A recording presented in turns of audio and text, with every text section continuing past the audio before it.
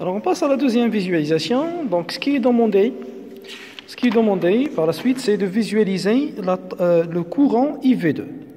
Alors pour visualiser le courant IV2, normalement, donc là, ce qu'on connaît, c'est que l'oscilloscope ne peut pas visualiser un courant. Ce qu'il peut visualiser, c'est une tension.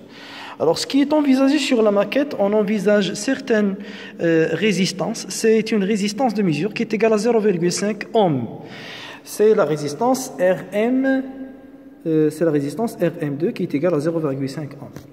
Alors cette résistance, en fait, pour qu'on puisse être clair ici, alors si on visualise la tension au bord de cette résistance, c'est comme si on visualise l'image du courant qui passe par IRM, qui passe par RM2. C'est le courant IV2. Alors ce courant, donc en principe, c'est un courant qui est très faible, et ça dépend de la commutation de la diode V2.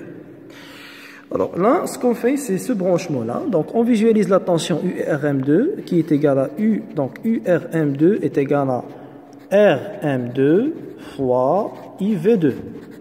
Ça veut dire, donc RM2 est égal à 1,5, qui est égal à 0,5 ohm, donc fois IV2. Alors IV2,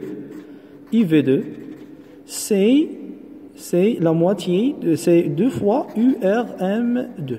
Nous allons visualiser cette tension-là. Ça veut dire, on visualise la moitié du courant. Ça veut dire, donc c'est l'image du courant, mais c'est divisé par l'image du courant divisé par 2. Donc là, on va voir ici. Ce qu'on va voir ici, c'est, on revient. Donc là, il faut toujours régler la référence.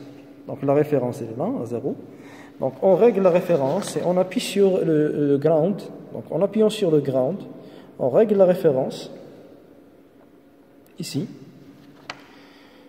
Donc en 3 divisions. Et puis, donc, pour visualiser la tension, normalement, toujours, la base du temps reste à 5 millisecondes. Mais ici, ce qu'on va faire, donc, nous allons diminuer encore.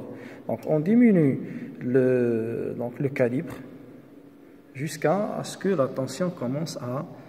Donc là, on va essayer de voir.